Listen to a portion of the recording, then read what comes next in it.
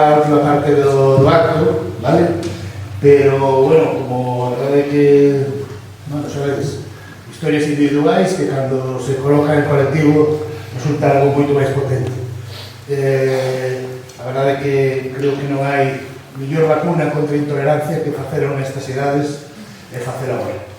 E agora tenemos, tampouco non queremos abusar da amabilidade de ser aquí un teatro ocupado, non? Abusar da amabilidade do Concello de Campos e de Ángel, pero si alguén quere facer alguna pregunta, algún comentario de maneira moi breve, bueno, está aquí os rapaces, está aquí o equipo para facer. Se alguén quere reclamar.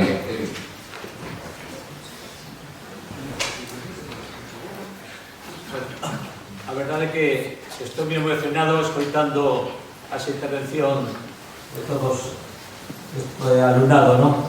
Felicitar a Paula Graveira e a Emilio Grandía por esta iniciativa, que eu penso que va a ser un bo exemplo para o que se pode facer noutros centros educativos. A Lei de Memoria Democrática sinala claramente de que é obrigatorio incluir no currículo escolar e explicar o que foi a ditadura e a represión. E este traballo penso que abre moitas portas. Eu, como mestre que estive hai 53 anos no SESTAL, na escola, para mí é unha satisfacción escoitar estas intervencións e, bueno, eu tamén como víctima do franquismo, como preso político, ofrecer para o que queirades para explicar en directo e en vivo pois o que sabemos da ditadura e da represión. Moitas gracias. Vamos a fijar este debate. Paula. Vai falar Xavi, vai a presentar aos seus compañeiros unha actuación musical. Bueno, pois nada, para rematar este acto, agradecervos a todos os que estades aquí, daros as gracias por vir e por querer acudir a este acto.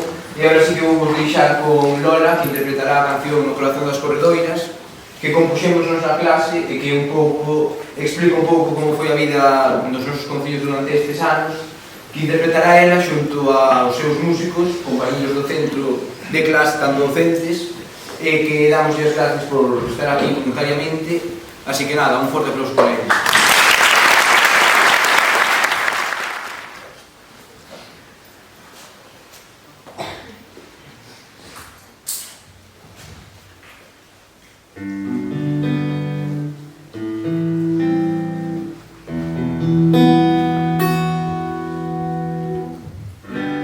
Corazón das corredoras,